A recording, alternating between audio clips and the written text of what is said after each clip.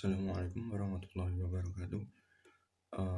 Perkenalkan, nama saya Muhammad Nur Hanif, NIM 2011-9422 dari kelas PAIM.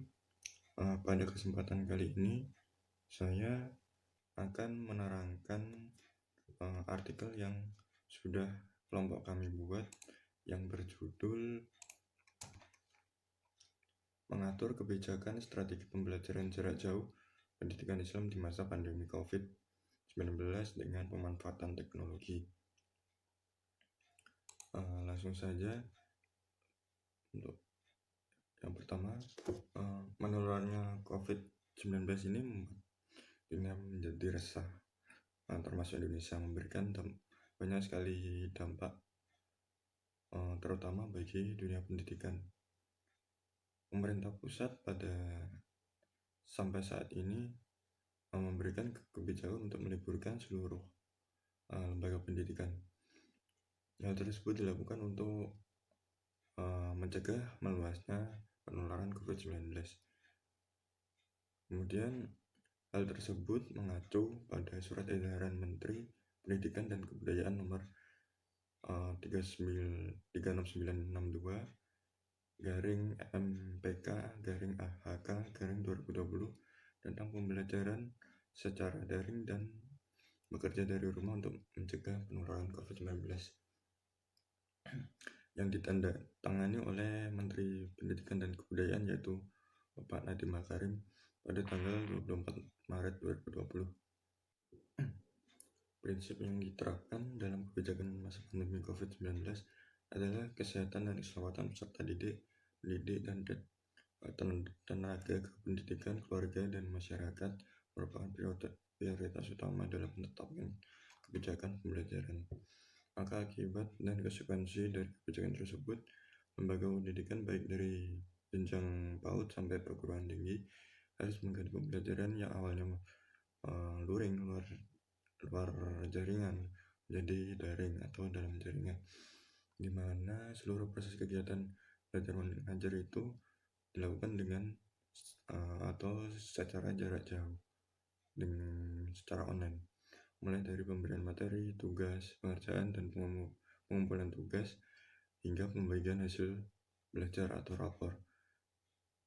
Kemudian karena perkembangan teknologi informasi yang semakin pesat, maka mau tidak mau pendidikan harus selalu dan senantiasa menyesuaikan perkembangan teknologi terhadap usaha dalam pendekatan untuk pendidikan. Oleh sebab itu, pembelajaran daring atau online yang dilakukan seperti ini merupakan inovasi pendidikan agar setiap orang juga dapat mengikuti perkembangan teknologi pada saat ini.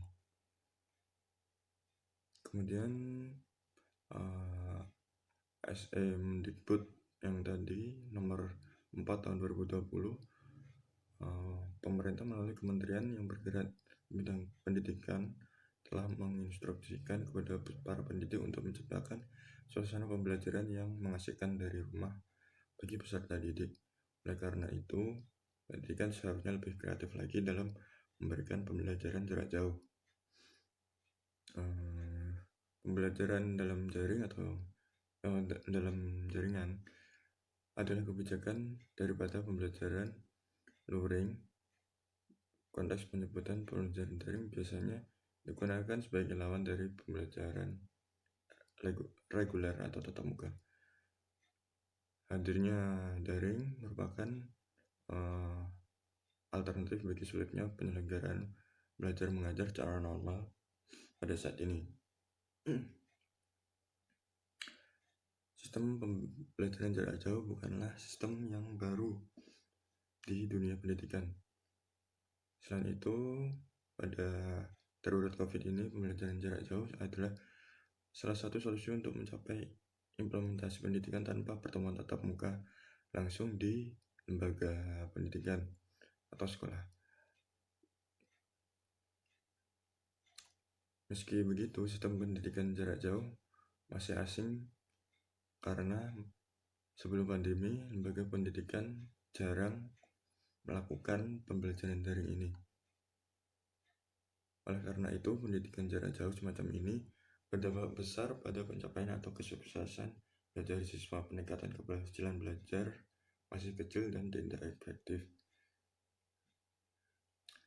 Secara formal, berdasarkan Peraturan Menteri Pendidikan dan Kebudayaan Nomor 109/2013, Pasal 2 menyebutkan bahwa tujuan PJJ adalah untuk memberikan layanan pendidikan tinggi kepada kelompok masyarakat yang tidak dapat mengikuti pendidikan secara tatap muka, dan memperluas akses serta mempermudah layanan pendidikan dalam pembelajaran. Dengan begitu, PJJ adalah suatu sistem pendidikan yang memiliki karakteristik terbuka, belajar mandiri, belajar tuntas, dengan memanfaatkan teknologi, informasi, dan komunikasi. Ditinjau dari berbagai aspek, sangatlah jelas COVID-19 ini memberikan dampak negatif hampir semua sektor pendidikan manusia terkait. Namun tidak dapat dipungkiri bahwa musibah melalui pandemi ini juga membawa dampak positif seperti kondisi alam yang lebih baik, dan di bidang pendidikan ternyata menjadi pemicu percepatan proses transformasi digital pendidikan Indonesia. Namun tentu saja proses belajar mengajar tidak boleh berhenti. Saat ini semua harus menjalankan daring, mau tidak mau, bisa tidak bisa. Hasilnya saat ini dominan dosen, guru, atau mahasiswa dan siswa mulai mahir menggunakan berbagai perangkat dan media pendukung pembelajaran online. Walaupun mungkin menghadapi berbagai kendala dan berbagai keterbatasan, bagaimanapun ini adalah suatu kemajuan yang layak disyukuri dan membiasakan diri untuk memanfaatkan teknologi dalam proses pembelajaran. Dapat disimpulkan bahwa dengan pemerintah mengatur serta membuatkan strategi kebijakan yang baik akan pemanfaatan teknologi sebagai media alternatif pilihan pada pandemi COVID-19 ini, akan menghasilkan pembelajaran serta pengajaran antar peserta didik dan pendidik yang berlangsung secara praktis dan efisien, di mana dengan adanya teknologi ini diharapkan menjadi kesatuan dalam pembelajaran, sehingga tercipta peserta didik yang lebih aktif dan mandiri. Tidak hanya itu, dengan adanya pembelajaran daring ini, para pendidik dapat memiliki kompetensi profesional, yang mana dengan adanya pembelajaran seperti ini dapat meningkatkan dan mengembangkan kualifikasi akademik dan kompetensi secara berkelanjutan, sejalan dengan ilmu, pengetahuan, teknologi, dan seni. Mungkin itu saja sedikit penjelasan mengenai artikel yang kami buat. Kurang lebihnya mohon maaf.